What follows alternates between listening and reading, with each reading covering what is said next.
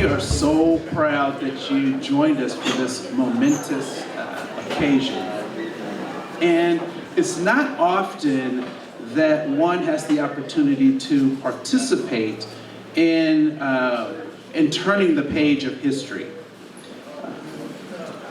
Today's gathering not only is to honor Juneteenth, and we'll talk about Juneteenth, but actually to do something with the liberation that was created there. And it's really interesting to me that oftentimes when we talk about change, we think that it's someone else's responsibility, or we're hoping that someone else will change, right? Please raise your hand if you've ever heard, be the change you want to see in the world, right? Yeah, most of us have heard that. How many of us have taken up that opportunity to be that change? And so I'm glad that we're all here in this room together because we're going to be that change. And we're really excited about what today has to offer. So, Shauna? Yeah. So I just want to say welcome. I'm Shauna Bach. I am the co-chair along with Andre of the Mounds View Community Engagement Committee. And this is our first event and hopefully an annual event that we will put on as a Community Engagement Committee. So we really weren't sure what to expect. We weren't sure if it was just going to be Andre and I hanging out or if people would come. So thank you so much for being with us today. We do have a statement that we want to read from Representative Kelly Moeller and John Marty. They regretfully could not be with us here today, but they did send a statement for us to read. I'm so nervous I can't unlock my phone. So I'd like to read this statement on behalf of John Marty and Kelly Moeller. Hope you are enjoying a wonderful Juneteenth event. We are unfortunately able to attend due to prior commitments. This is the second year that Minnesota is celebrating Juneteenth as an official state holiday. However, through our state's history and through our nation's history, Juneteenth has been a significant day that needs to be commemorated. And it is the commemoration of the end of slavery in the United States. Marking that date in 1865, when enslaved people in Texas finally received their freedom. Juneteenth is a vital remembrance of an ongoing struggle of racial equality in Minnesota. While these days mark significant moments in American history, it also serves as a call to action to continue working towards a more just and equitable future of our great state. We must continue to push our state legislation and reforms within the community that directly address the systemic issues facing our communities. This demands advocacy for legislation that promotes economic empowerment, education, health, equity, and criminal justice reform, and more. Finally, I'd like to commend the City of Mounds View for this celebration and your commitment to removing the restrictive covenants from homes in the city. Together, we will build a more just and equitable future for all Minnesotans. Kelly Moeller and John Marty. Thank you.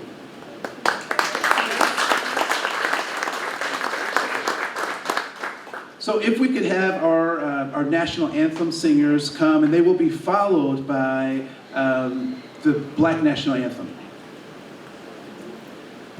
Please rise and face the flag.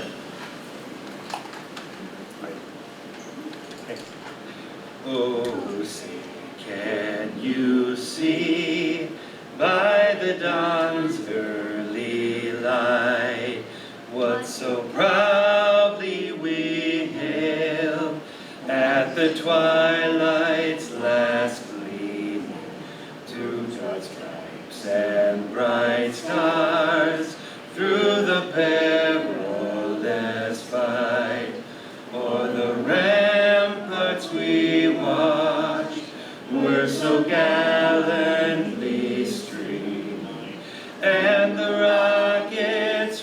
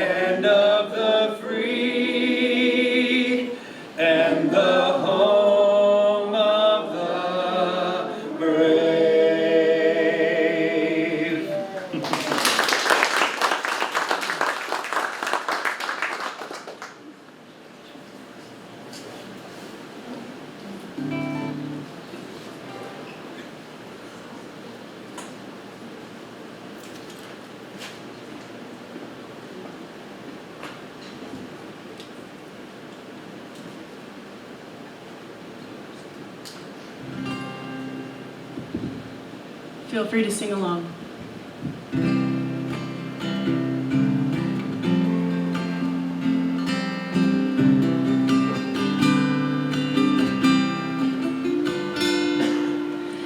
Lift every voice and sing till earth and heaven ring, ring with the harmonies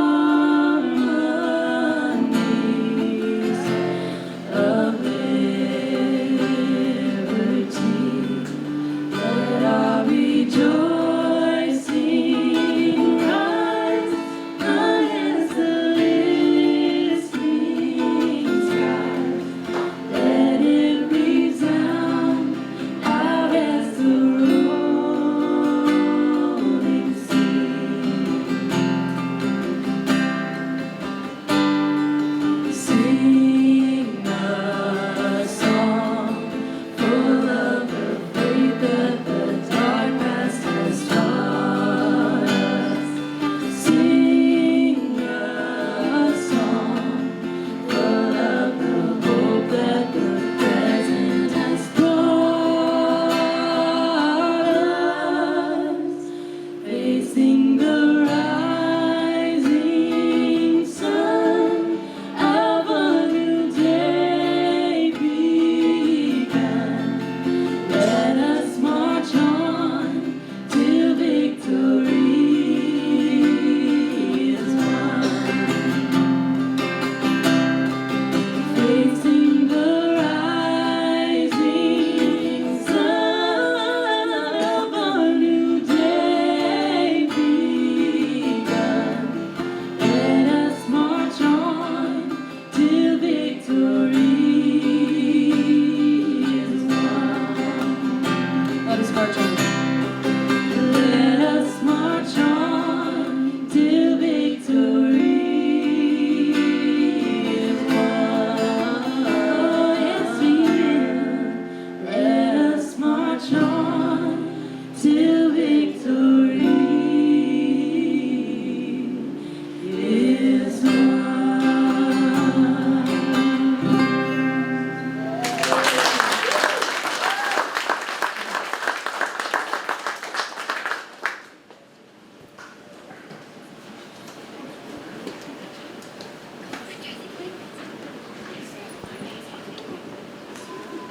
So, and I don't know if folks know that James Weldon Johnson's song, but it started out as a poem that he was moved to write to honor President Lincoln and in Jacksonville, Florida. And his brother turned that into a song that later became known as the Black National Anthem. So really appreciate that version. It was just absolutely beautiful. Anyone else find it beautiful? Yes, very, very beautiful.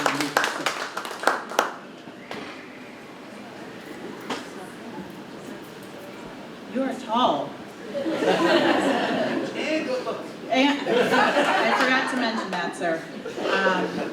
Absolutely beautiful singing. Thank you so much for that, and with our national anthem too. Thank you everyone for coming.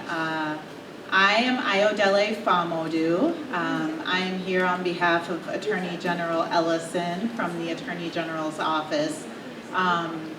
One thing I want to say is thank you to any veterans in the room. Do I have any? Thank you for your service. I'm a veteran myself, so I just want to share that and thank you. Also to the officers here, thank you for your service. I know it's a tough time in the community, so we really appreciate you. Mayor Lindstrom, thank you so much. City of Mounds View, thank you so much for inviting the Office of the Minnesota Attorney General here today. Attorney General Ellison sends his regrets and his regards that he could not attend this important event. Unfortunately, he's dealing with a family event. So he sends his humble servant, me, instead. You get me. And I hope you are okay with that. On his behalf and on behalf of the office, I thank you and congratulate you for lifting up this new federal holiday, Juneteenth, Jubilee Day. I'm glad I get to go first because I know some things were said about the event, June 19th, our country's second Independence Day. Most men, women, and children learn about July 4th, right? 1776, and the Declaration of Independence. We hold these truths to be self-evident that all men are created equal and that they are endowed by their Creator with certain unalienable rights. That among these are life, liberty, and the pursuit of happiness. We learn that in school, right? But the sad reality is that this sentiment is not an accurate depiction or counting of American history for African Americans from late August 1619 up to June 19, 1865, when thousands of Union troops arrived in Galveston Bay, Texas to announce that enslaved people in the state were free by executive decree. That was over 2 years after the Emancipation Proclamation was signed, and almost a century after the Declaration of Independence and its self-evident truths. Of course, freedom was neither instantaneous nor constant, and certainly not a given for Black people in this country. Nevertheless, after the war ended in Galveston, over 250,000 enslaved people were freed, and Juneteenth was born. Around the United States, the holiday has been commemorated by festivities surrounded by music, barbecues, prayer services, and other celebrations, such as the one you're having here in Mounds View today, which we very much appreciate. Last February, Governor Walz signed legislation establishing Juneteenth as an official state holiday, and our legislature approved state agency contracts and compensation plans, making Juneteenth a paid holiday for most state employees, one small way of helping American and Minnesotans afford their lives. The Attorney General's office continues the good fight of our ancestors, liberation from all forms of oppression, and justice and equality for all. Our office will continue to fight against labor exploitation, human trafficking, and ensuring Minnesotans aren't being taken advantage of by all sorts of bad actors in our state, whether they rely on medical assistance or owe a medical debt. Martin Luther King said, "Make a career out of humanity. Commit yourself to the noble struggle for equal rights. You will make a better person of yourself, a greater nation of your country, and a finer world to live in." While we can heal and have hope for our future, we must never forget the past or our nation's history. We must continue to commit and recommit ourselves to the work of equity, equality, and justice. And we at the Minnesota Attorney General's office commit that to you. Thank you.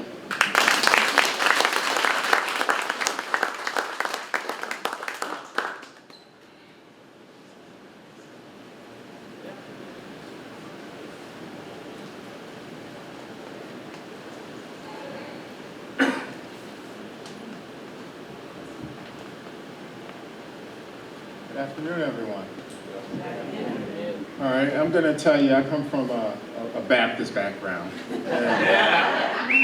On Sundays, we go to church, and the preacher would come into the pulpit, and he would say, "Good afternoon, everybody."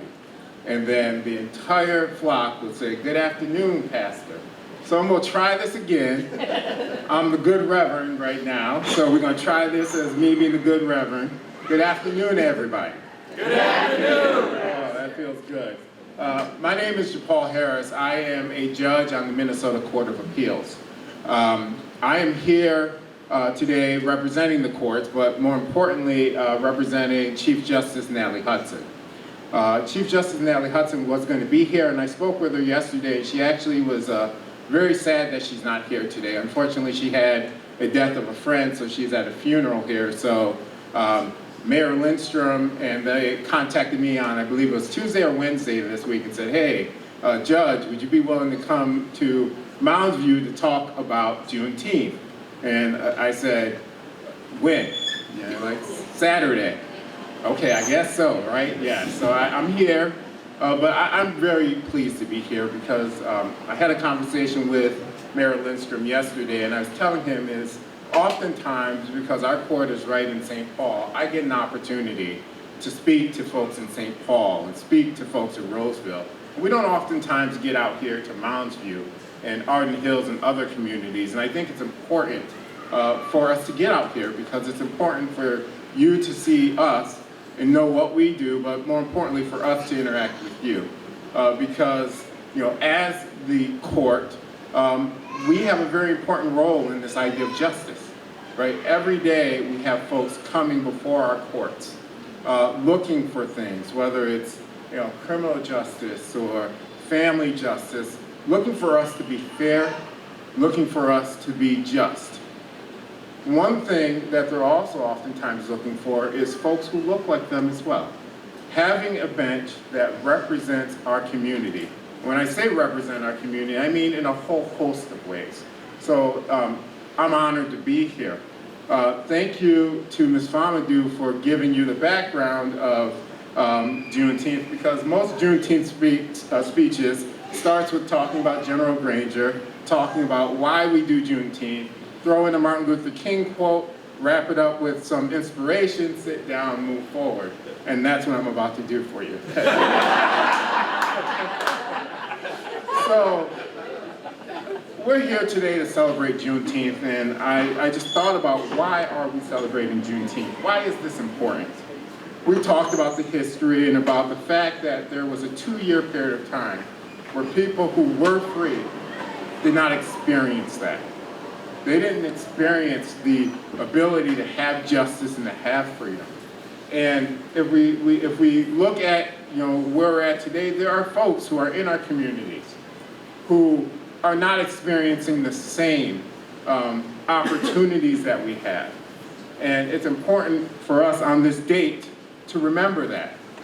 To not just remember that, but also to think about what are we doing? Because Juneteenth serves as a reminder that freedom, justice, equal rights should not be taken for granted.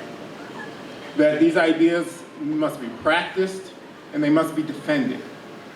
Juneteenth challenges us to bridge the uncomfortable gap that we have between our high ideals and the realities we face. They challenge us to talk about what we're promoting in our lives and in our communities. Juneteenth is not just a celebration of the past, and Juneteenth is not just an African-American holiday. It is a quintessential American holiday for every single one of us.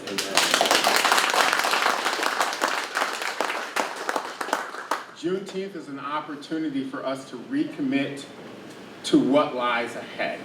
And I know that Mayor Lindstrom's going to talk about one of those recommitments, and I think there's a map right here talking about that recommitment as we talk about racial covenants. So now I'm going to move towards the Martin Luther King's version of my speech here.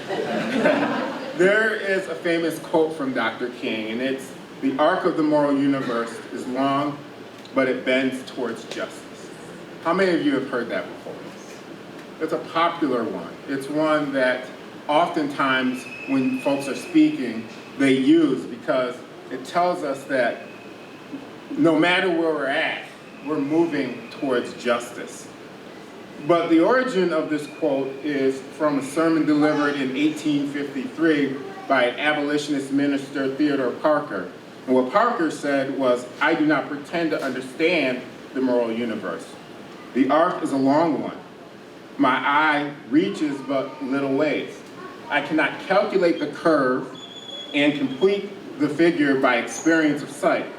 I can divine it by conscience. As from what I see, I am sure it bends towards justice." And King took that sermon and he narrowed it down to the arc of the moral universe is long, but it bends towards justice. Our history tells us that slowly we have moved towards justice. But this quote, and why I use this quote, is because I've thought about this a lot. And this quote sometimes is misconstrued because, you see, that quote makes us think that there's some type of magical thinking. That the arc of the moral universe that will inevitably bend towards justice and there's no reason for us to do the work. And this lets us off the hook. This isn't how I believe Dr. King meant it, and this is what I know that Reverend Parker didn't mean it. So I think this quote should be something different, because I've come to believe that the arc of the moral universe does not bend towards justice. We bend the arc of the moral universe towards justice. We bend the arc of the moral universe towards justice by how we treat our neighbors and how we raise our voice to clearly state that bigotry and prejudice is not welcome in any of our communities, and especially here in Mounds View. We bend the arc of the moral universe towards justice by how we embrace equality and diversity in our community and how we provide opportunity to all people. We bend the arc of the moral universe towards justice by how we listen and how we act. The arc of the moral universe is long, and we bend it towards justice. But before we can actively participate in bending the arc of the moral universe towards justice, we need to define what justice is.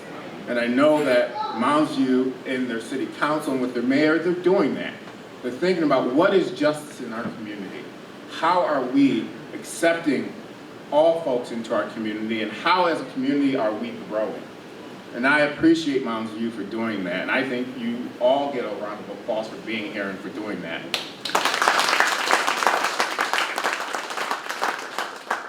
So as we celebrate Juneteenth, let it serve as a reminder that the progress that we have made in this fight for equality and justice, while also acknowledging that we still have work to do. Let us use it as a time for reflection, remembrance, and celebration of the resilience and the strength of the African American community. And as we continue to grapple with issues of systematic racism, inequality, and justice, let Juneteenth be a reminder of the need to confront these challenges head on and work together towards a more equitable society. Work together to bend the moral universe towards justice. Thank you.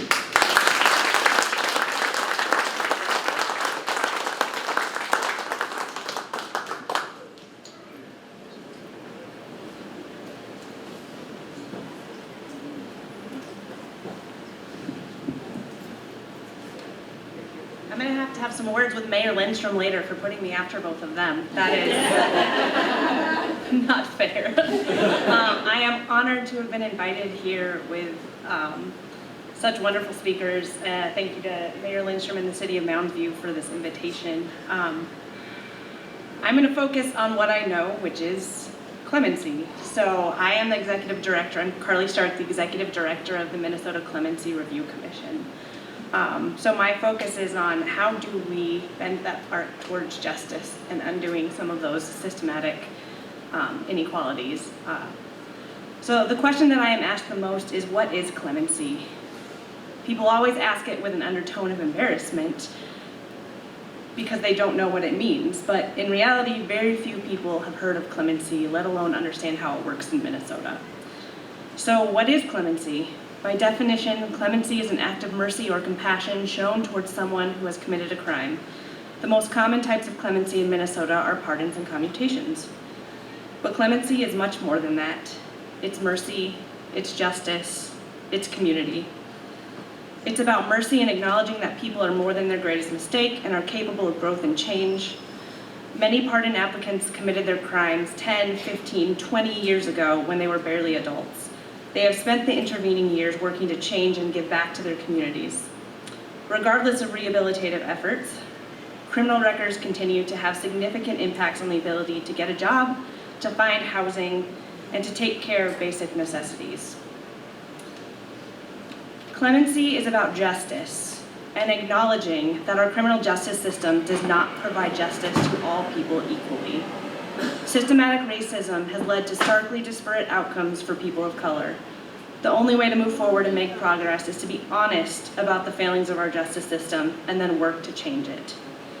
The new Clemency Review Commission, created during the 2023 legislative session, is aimed at expanding awareness and access to the clemency process. Minnesota currently processes about 150 applications per year, total. In contrast to that, we have over 80,000 people on probation and about 10,000 people incarcerated. Even though it's had a 3% increase since 5 years ago, that's not enough. We need to do more.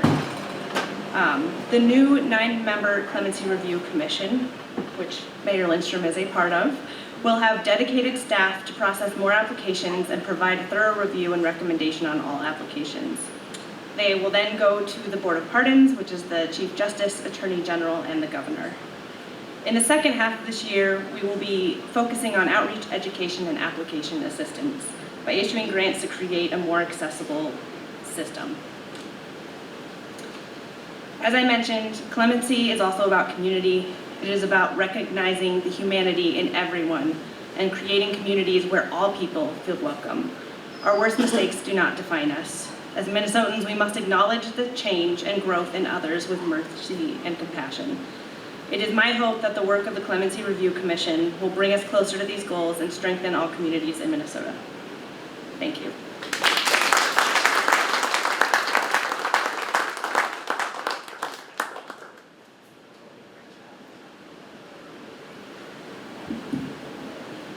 Good afternoon, Mounds View residents. I'm proud to join you today in this inaugural Juneteenth celebration. I'm Wendy Webster. I serve as the mayor of St. Anthony Village. I too am committed to creating welcoming and inclusive communities.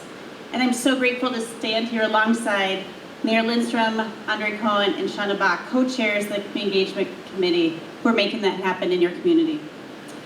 8 years ago, I started listening to a podcast that Mr. Cohen co-hosted with Brian Jost, a St. Anthony resident. Mr. Cohen shared his life experiences with the purpose of fostering conversation and broadening listeners' perspectives. Today, Mr. Cohen remains focused on education, developing understanding, and building inclusive communities. Mr. Cohen, thank you for shaping my learning as an inclusive leader in St. Anthony and serving the community of Mounds View alongside Shauna. As many of you know, Juneteenth represents the beginning of liberation. Yet Juneteenth also signifies the beginning of the struggle for equality and inclusion in our country. And that struggle continues in each of our communities today. I am here today because I am proud of Mounds View for leading in the removal of racial covenants. In 2021, the City of St. Anthony partnered with the Just Deeds Project to help homeowners discharge racial covenants from the deed of their home. As I reviewed the Mapping Pledges website and observed the number of homes with racial covenants in St. Anthony, it helped me to understand that our communities were built for whiteness. Those intentional practices to exclude people of color impacted our neighborhoods and created mindsets about who is and isn't welcome in our communities. The impact of those practices reverberate in our community and schools today. As community leaders, we have a collective obligation to recognize the impact of our history and lead to ensure our communities are welcoming and inclusive places where all people can live and thrive. I am grateful to lead this work alongside Mayor Lindstrom. Together we recognize the opportunity to lead collectively to build equitable communities. Mounds View and St. Anthony will persist in creating equitable policies, practices, and procedures to develop communities of belonging where everyone thrives. Now I'm thrilled to introduce my colleague and your mayor, Mayor Lindstrom. Thank you.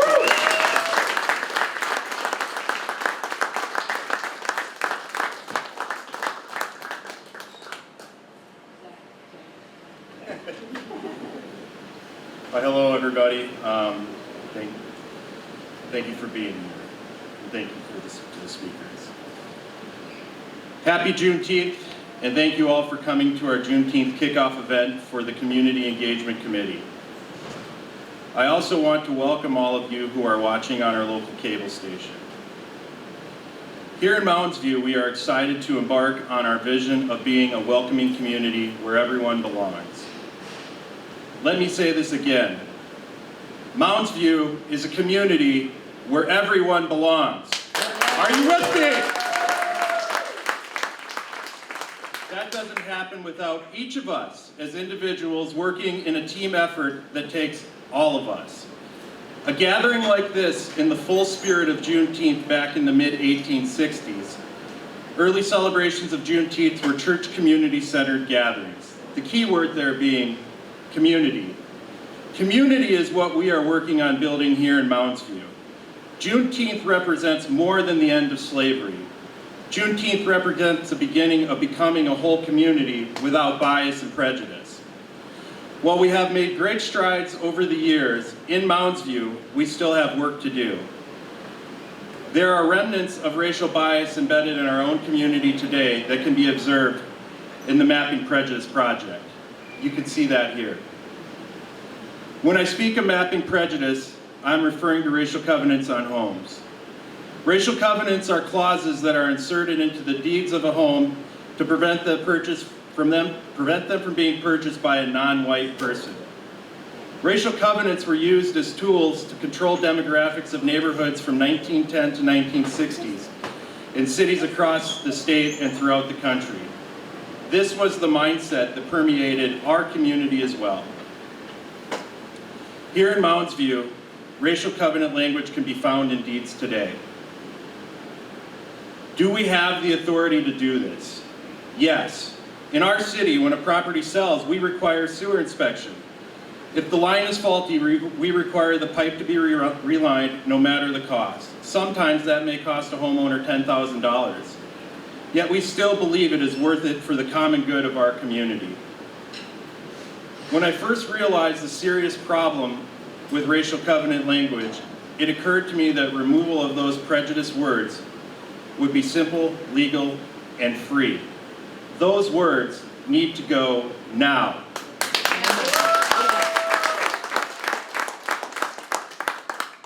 Does one person make a difference? Yes. Can more than one person working together to become the change we want to see? Absolutely. For example, Mounds View resident Selena Mon was instrumental in raising this issue 2 years ago. Our original Human Rights Task Force put the issue into the official meeting and began a courageous conversation that led us here today. Personal actions don't always wait for public action.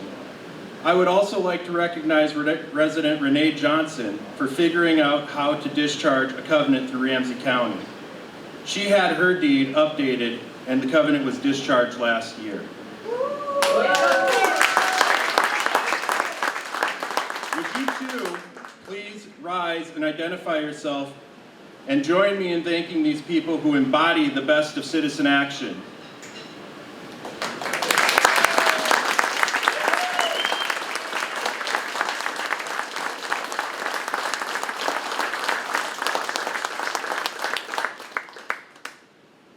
Over 31,000 racial covenants have been identified so far in Ramsey and Hennepin counties, and 571 of those are here in Mounds View. These numbers are appalling and disgusting. Let me repeat them one more time. In Ramsey and Hennepin counties, there are 31,000 homes with racial covenants. In our city, there are 571 that we found when we started looking at this issue. What drives me to care so deeply about erasing this language? There are two deeply personal things I want to share with you today. If I wanted to move to Mounds View during this time, I, like many of you, wouldn't have been able to purchase a home or live in certain neighborhoods because I am married to a person of color. And we are raising children of color. Though the covenants are not enforceable today under Minnesota state law, the prejudice that led to the creation of racial covenants is still prevalent as long as written words are in a legal deed exclude people from home ownership and full rights of equal opportunity. There is a second personal motivation to work on this issue that I have shared openly before the election. But I want to share it again briefly today. It is the bedrock of my belief in redemption and social justice. I struggled a lot in life, and in 2005, I was charged with a felony of a controlled substance. In plain speak, I was caught with a lot of drugs. I stand before you pardoned by unanimous vote of the Minnesota Board of Pardons. I was able to get there by walking the pathway to recovery and redemption through the 12 steps with the help of many people. Second chances matter. Redemption matters. Today, you have had the opportunity to hear the efforts the state is making to make the pardon process more accessible for justice-impacted people. Pathway to Pardon will be a great supplement to that work and working with people to help navigate them through the system. I am proud to be your mayor and honored to call this city my home. In addition to serving as your mayor, I am also volunteering my time with a local nonprofit called Pathway to Pardon. To my knowledge, this will be the first entity of its kind solely focused on restorative justice through clemency in Minnesota. Again, to align with our vision of being a welcoming community where everyone belongs, Mounds View will lead the pathway to redemption through clemency. Pathway to Pardon is going to work with people wherever they are in their journey to get them back to living the lives they deserve. There are representatives of Pathway to Pardon here to talk with you about different opportunities, and I hope you get a chance to connect and engage with them and learn what they have to offer you or someone you know. You honor me by electing me mayor. Today I honor that trust by saying, on Juneteenth, prejudice has no home in Mounds View, Minnesota.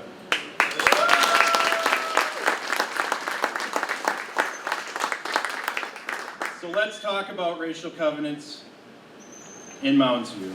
As we know, Mounds View is a small community, and with 571 racial covenants, that averages out to one covenant every 37 feet. That means the chances are quite high this language could be embedded in the deed of your home. You may be learning about racial covenants for the first time and wondering what you can do. Here are a few easy steps to get informed. 1, Mounds View residents can log on to the Mapping Prejudice Project website to check if your home has a racial covenant. 2, if it does, you will find a step-by-step instruction on the City of Mounds View's website to learn how to remove that language from the deed of your home. That process will be live on Monday, June 24th. 3, in addition to the website, we will be mailing all 570 homes the form needed to remove the racial covenant and offering free notary and postage to expedite the process. You did hear me correctly. We will mail 570 homes with racial covenants, not 571. That's because Councilmember Julie Clark stepped forward already and took her home off that list. Let's go, Julie! If you had the chance to see the Star Tribune article covering this issue, there is a picture with me and Julie, who was discharging a racial covenant on her home. Thank you, Julie, for not only taking action on discharging the covenant for your home, but for also being a great teammate on the council and a friend to me and my family. Mounds View has a history of leading in the face of adversity and fighting for equity and equality for all. This month, we became the first city in Minnesota to declare Election Day a city holiday to encourage voting. And our citizens will have the opportunity to vote this fall on a more equitable cost for everyone through organized collection system. We will not yield to outside pressure. Instead, we will continue to fight and persevere to do what is right for our community. With our vision of being a welcoming community where everyone belongs, we will set the precedent in this state on ending the legacy of racial covenants. What will your city leadership do next? I have directed staff to prepare a new ordinance here in Mounds View. We are going to require anyone selling their home to remove a racial covenant from the deed of their property prior to completing their home sale. The first reading of this new ordinance will be July 8th in the Mounds View City Council chambers, and the meeting starts at 6:30 p.m., and everyone is welcome to attend. We will end this practice like it began, one property at a time, until they are gone. But remember, just like Julie Clark and Renee Johnson, any homeowner with this language in their deed can follow the steps on our website to remove that language immediately. Mounds View will be a leader, showcasing how cities across the state can ensure racial covenants are removed from the deed of their homes before the sale is completed. I will carry this message to every community and its leaders that will hear it, with the goal of ending this practice one property at a time across our state and maybe someday our country. Like anything else, it must start somewhere, and I'm proud to say today it is going to start here in Mounds View. To align with our vision of being a welcome community where everyone belongs, this is the way forward. Mounds View will continue to lead in the face of adversity for the fight for equity and build a deeper foundation of welcoming for all people. We in Mounds View are striving to take the next step in becoming the city that says, welcome home. We want everyone that comes to our community to feel like they belong here, because you do. I am proud of our Community Engagement Committee, whose purpose is to listen to our community members. Whether it be here today at the Community Center, at Festival in the Park in August, on the park bench across the street, or at an event in one of our mobile home or multifamily communities, or online via their survey, we want to learn from our citizens to ensure everyone can feel at home in Mounds View. We do not want the ideas of how to do better coming from just inside the walls of City Hall. The purpose of our Community Engagement Committee is to listen to you, our neighbors, and execute on your ideas so we can continue to improve our community.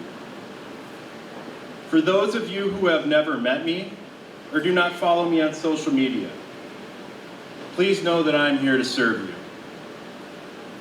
And you can connect with me at any time about anything. I host an open invitation every Sunday morning at 8:30 a.m. at Caribou Coffee up the road in Mounds View Square. You are welcome to attend anytime, and we can chat about whatever is on your mind. I want you all to know I consider it an honor and a privilege of a lifetime to be your mayor, and I thank you for it. Being married to a person of color and having children of color puts things in clear perspective. To know that prejudicial language like that is still embedded into the deeds of so many homes in 2024 is appalling. It's just plain illegal. With the question of why address this since they are non-enforceable, here's a perfect reason. When the Star Tribune reporter asked me, how would I explain this to my children? That really hit hard for me. How would you, those of you here today, explain this to your children? It's a hard thought, isn't it? The short answer is I don't. I don't want to. I don't want to have to explain to my children that these exist. And I do not want you to have to explain it to your children. Because simply they shouldn't. They shouldn't exist. Not here, not anywhere. And that is why we are doing something about it. I can't imagine telling my 5- and 7-year-old that there was a time that they wouldn't be welcome in homes and neighborhoods in this city. Or years from now, face them with the fact that I did not take action to eliminate this language while I had the opportunity. Mounds View is all my children know.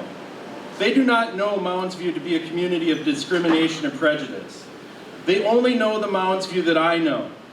We, our family, knows the Mounds View that is welcoming to us. The same Mounds View that took a chance on me and gave me an opportunity to serve. That is the Mounds View they know. The same Mounds View that is here today. And later in life, if this comes up for our children, they will be able to say, they grew up in Mounds View, the community that took unprecedented action on the issue of racial covenants and did something about it. Those are the building blocks of equality we are laying as a legacy for our children. And to close, our children will be able to say that Mounds View truly embraces the words for its current and future residents. Welcome home.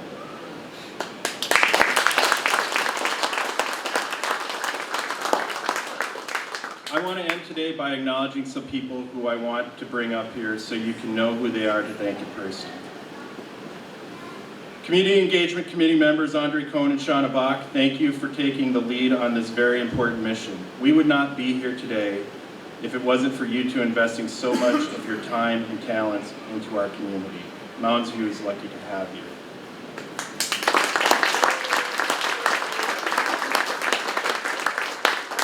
City Administrator Niall Zickman, please come up here.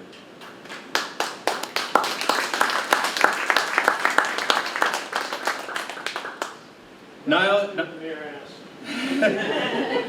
has researched the issue of racial covenants and will provide professional leadership as we move forward to becoming Minnesota's first city to eliminate this language. Would the council members who unanimously support this committee and its mission please join us up front? Gary Mielhaus, Julie Clark, Teresa Cermak, and Terry Gunn's not here.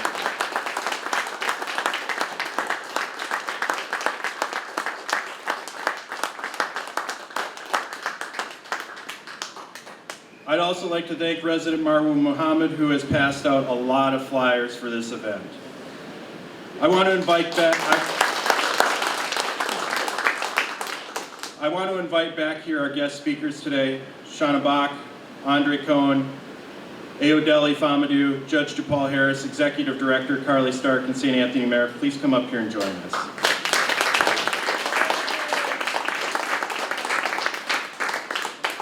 Selena Mon, Renee Johnson, Marwa Muhammad, please come up here and join us.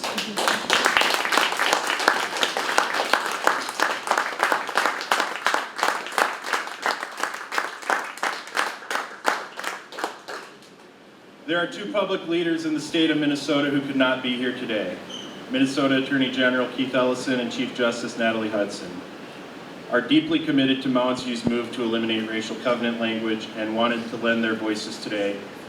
Both are attending funerals and could not join us, but rest assured, the support of these two powerful voices in Minnesota's legal system puts our Mounds View initiative in very good company. As we prepare to leave this gathering, please join hands with your neighbors and join me in a moment of reflection. First, let's extend our deepest condolences to Attorney General Ellison and Chief Justice in their time of mourning. Let's be thankful for the growing number of people who are standing up for racial equality in the spirit of our nation's Juneteenth Declaration. And lastly, let's celebrate as we move forward from today, united in purpose for the future of Mounds View as a welcoming community.